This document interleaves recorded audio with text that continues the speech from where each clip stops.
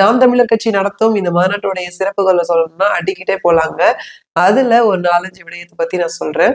234 தொகுதியில 117 தொகுதி ஆண் வேட்பாளர், 117 தொகுதி பெண் வேட்பாளர்னு சரிபாதியா இந்த தேர்தல்ல போட்டியிட அண்ணன் வந்து வாய்ப்பு கொடுத்திருக்காங்க. அதிலையும் 100க்கும் மேற்பட்ட இளைஞர்களுக்கு வாய்ப்பு கொடுத்திருக்காங்க.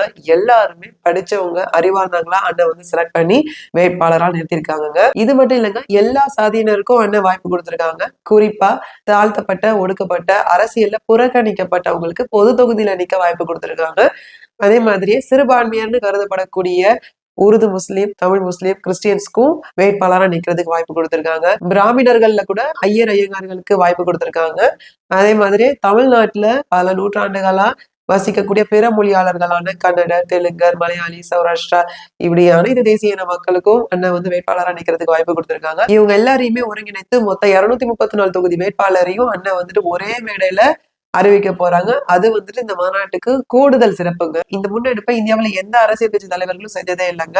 அண்ணன் சீமான் அவர்கள் தான் தொடர்ந்து செஞ்சுட்டு வராங்க.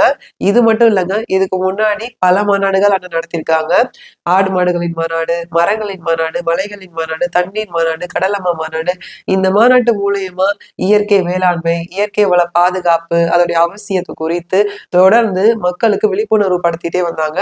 அதுவும் எப்படின்னு கேக்குறீங்க, எப்படி வந்துட்டு ஒரு கல்லூரி பேராசிரியர் அவங்களுடைய மாணவர்களுக்கு பாடம் நடத்துவாரோ அந்த மாதிரி பாமர மக்களுக்கு புரியிற வண்ணமா எளிய நடையில அண்ணன் வந்துட்டு டிஜிட்டல் போன்ல நடத்திட்டு வந்தாங்க. இப்படி இந்த மண்ணையும் மக்களையும் இயற்கை வளங்களையும் நேசிக்கக்கூடிய ஒரு அரசியல் கட்சி தலைவரை இந்தியாவுல சமகாலத்துல யாருமே இல்லைங்க.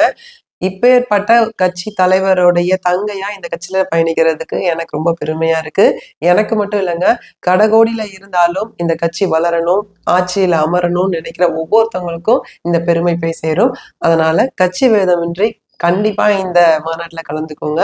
அது மட்டும் இல்லைங்க, உங்களால முடிஞ்ச நிதி பங்களிப்பை ஸ்கிரீன்ல தர்ற இந்த வெப்சைட்ல கண்டிப்பா கொடுங்க.